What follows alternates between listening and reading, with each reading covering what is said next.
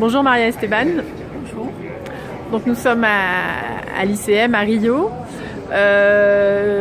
D'abord, quelles sont tes impressions de cet ICM, de cette édition de l'ICM?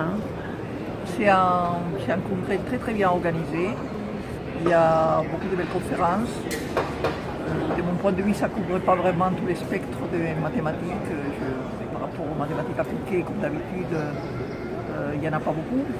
Mais bon, ça c'est la structure du congrès. Mais ça fait plaisir de voir plein de gens, de plein de pays qui font des cours intéressants. Il y a un peu de tout, mais enfin, globalement, c'est un beau congrès. Alors avant l'ouverture officielle, le 1er août, se tenait une journée dédiée aux femmes dans les mathématiques, une journée à laquelle tu as participé. Alors qu'est-ce que tu aurais à dire sur ce qui a été dit lors de cette journée et aussi justement sur ta vision du congrès du point de vue des femmes, de la place des femmes, de la présence des femmes? Ça a été une journée intéressante. C'était un mix, ce n'était pas ni un congrès, enfin une journée de conférence faite par des femmes où elles parlaient de leurs maths, ni un congrès sur les femmes et mathématiques. C'était un mélange où il y a eu des conférences mathématiques et des conférences où il y avait un peu plus de commentaires sur la communauté des femmes, etc. C'était intéressant.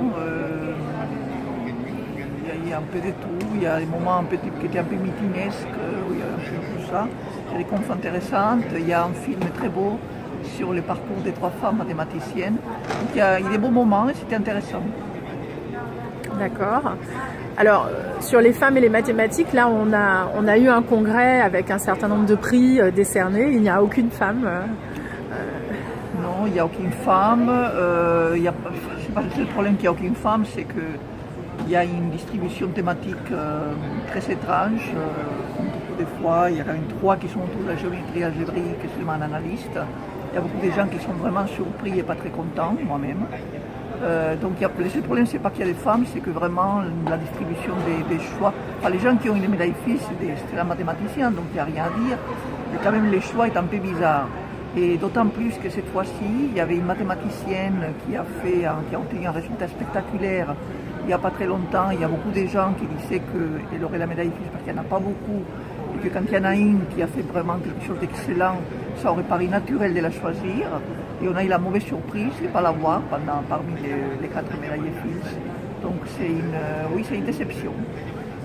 Oui. C'est comme ça. Alors, quand on regarde le tableau des conférenciers pléniers, on se rend compte que je ne sais plus combien de conférences plénières il y a 4 femmes. Et sur les 4 femmes, il y a 3 françaises. Est-ce que tu as une explication sur cette présence quand même exceptionnelle de la France? Bon, il y a beaucoup de conférenciers français, aussi bien invités que pléniers, donc la présence de la France est très importante ici. Le fait qu'il y a 3 femmes françaises parmi les 4 plénières, c'est super. Je pense que ça correspond au fait qu'en France, il y a quand même pas mal de femmes qui sont à très bon niveau. Et que, de mon point de vue, la France est un des pays où les femmes s'en sortent mieux. C'est-à-dire qu'il y a des pays où il y a peut-être la proportion des femmes dans la communauté est plus importante qu'en France. Mais en France, il y a une très belle distribution à tous les niveaux. Donc il y a pas mal de femmes, il n'y a pas assez, mais il y en a quand même pas mal de femmes. Et puis il y a des femmes qui sont super et qui font des très belles maths. Ça me paraît très juste. Alors parmi ces 3 femmes, il y a Sylvia Serfati et Nalini Anantaraman, qui sont de la même génération à peu près. Je crois qu'elles ont 1 an de différence, elles sont nées dans les années 74-75.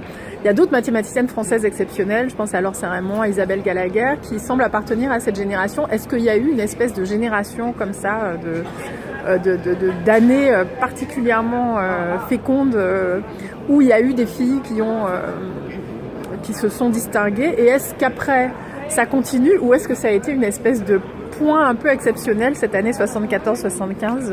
Justement, je parlais de ça hier soir avec 2 ou 3 collègues.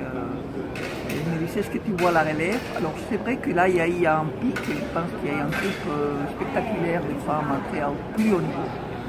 On voit des jeunes qui sont très bien. Je ne sais pas s'il y aura une continuité à ces niveaux de quantité et qualité. j'espère que oui. C'est peut-être un peu tôt pour le dire, mais il y en a quand même quelques-unes qui sont très bonnes parmi les plus jeunes. D'accord, mais merci beaucoup pour ces quelques impressions. Et bon congrès.